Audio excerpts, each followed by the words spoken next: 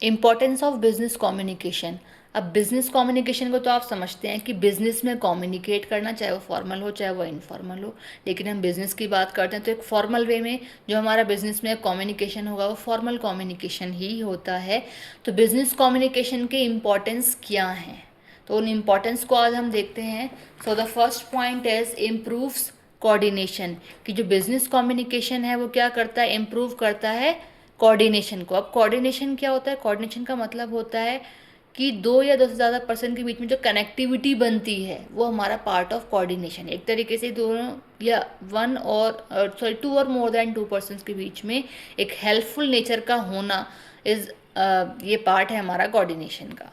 तो इसमें लिखा भी है connects department, team and management. मैंने यहाँ पे 2 और more than पर्सन कहा, यहाँ पे इन्होंने कहा है कि कनेक्ट करता है डिपार्टमेंट, मतलब डिपार्टमेंट भी हमारे कनेक्ट हो सकते हैं, टीम्स भी कनेक्ट हो सकती हैं, और हमारा ऑल ओवर जो मैनेजमेंट है वो भी हमारा इसमें कनेक्ट हो सकता है। Next is supports decision making, की जो बिजनेस कम्युनिकेशन है वो सपोर्ट करता है किसी भी चीज़ का। अगर हमें डिसीजन लेना है तो उसके लिए भी काफ़ी हेल्पफुल होता है, क्योंकि कम्युनिकेशन के थ्रू ही हमें फाइनलाइज डिसीजन किसी भी चीज़ का लेना होता है। इसमें लिखा भी है accurate information leads to better decision, की जो एक्यूरेट इन्फॉर्मेशन होती है वो बेटर डिसीजन लेने के लिए बहुत ही हेल्पफुल होगी।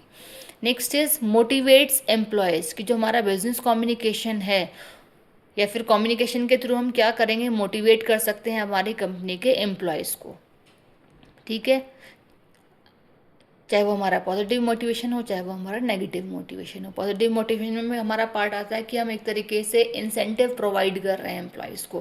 तो इंसेंटिव प्रोवाइड वाली अगर हमारी बात आती है तो इंसान जो हमारे एम्प्लॉय हैं वो हैप्पी हो के काम को करते हैं, उन्हें बार बार चीज़ों को बार बार बताने की नीड नहीं होती, बार बार मोटिवेट करने की भी नीड नहीं होती। जब एक पर्सन का एक इंडिविजुअल पर्सन का अपना खुद का प्रॉफिट भी कहीं ना कहीं उसमें दिख रहा होता है तो वो अपने आप मोटिवेट होकर काम को करता है। लेकिन जो हमारा इंसेंटिव है वो पार्ट ऑफ मोटिवेशन है, लेकिन ये प्रॉफिटेबल पॉइंट कंपनी के लिए भी है और इस इंडिविजुअल पर्सन के लिए भी होता है।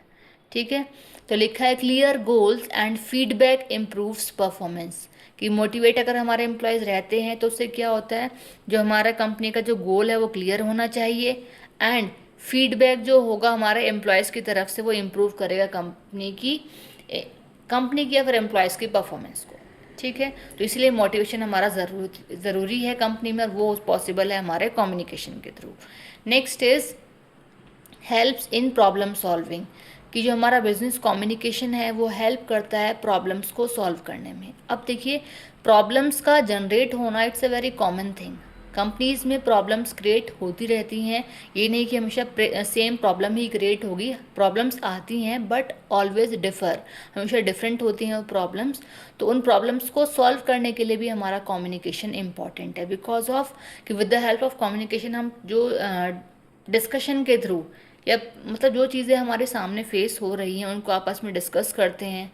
ठीक है, चीज़ों को अपने अपने व्यूज़ रखते हैं, तो उसके बाद क्या होता है, प्रॉब्लम का हमारा सॉल्यूशन होता है। लिखा क्या है इसमें, issues are identified and resolve faster, कि जो हमारे इश्यूज़ हैं उन्हें आइडेंटिफाई किया जाता है कि आखिर वो इश्यूज़ क्यों क्रिएट हुए हैं, क्या इश्यूज़ हमारे हैं, क्यों प्रॉब्लम फेस हुई है, क्या रिपीटेडली हमारी प्रॉब्लम ये हो रही है कंपनी में, ठीक है, फर्स्ट टाइम क्रिएट हुई है, और देन उसको हम सॉल्व करते हैं fastly. Next is enhances customer satisfaction, कि जो हमारा बिजनेस कम्युनिकेशन है वो एनहेंस करता है कस्टमर के सेटिस्फेक्शन को। लिखा है better communication builds trust and loyalty, कि जो हमारा एक बेटर कम्युनिकेशन है वो बिल्ड करता है कस्टमर के ट्रस्ट को एज वेल एज उनकी लॉयल्टी को भी। अब ये डिपेंड करेगा हमारे सेल्स एग्जीक्यूटिव या फिर सेल्स पर्सन, जिसे भी जो भी आप बोलना चाहें, क्योंकि वही हमारा डायरेक्टली कनेक्टेड होता है कस्टमर के साथ, तो वही बिल्ड कर सकता है ट्रस्ट और लॉयल्टी को कस्टमर की with the help of on communication. Next and last point is build strong relationship, कि बिजनेस कम्युनिकेशन जो है वो बिल्ड करता है स्ट्रॉन्ग रिलेशनशिप। अब चाहे वो रिलेशनशिप एम्प्लॉयज़ टू एम्प्लॉयज़ हो, एक डिपार्टमेंट के एम्प्लॉयज़ की बात की जा रही हो, या ऑर्गेनाइजेशन के मेंबर्स की बात की जा रही हो, या फिर ऑर्गेनाइजेशन के जो हमारे एक्सटर्नल पार्टीज़ हैं उनसे हमारे कनेक्टिविटी की बात की जा रही है, या फिर हमारे कस्टमर्स के साथ कनेक्टिविटी की बात की जा रही है, फिर उनके साथ रिलेशनशिप की बात की जा रही है, सभी लोग इसमें आ जाएंगे, internal as well as external parties सभी। ठीक है, इसमें लिखा भी है एम्प्लॉयज़, कस्टमर्स और हमारे पार्टनर्स, ये सारे हमारे इंक्लूड होते हैं, जिन सभी के साथ हमारा जो रिलेशनशिप है वो स्ट्रॉन्ग होना चाहिए, स्ट्रॉन्ग बिल्डअप होना चाहिए रिलेशनशिप। आई होप आपको क्लियर हो गया होगा। अगर आपको वीडियो अच्छी लगती है, समझ में आती है और हेल्पफुल भी है आपके लिए, तो प्लीज़ अपने फ्रेंड्स के साथ जो है वो आप शेयर करें इस वीडियो को, और हो सके तो वीडियो को लाइक करें अगर आपको ठीक लगी है। एज़ वेल आप मेरे चैनल को सब्सक्राइब भी कर सकते हैं अगर आप फर्स्ट टाइम मेरी जो वीडियोज़ हैं उसको व्यू कर रहे हैं तो।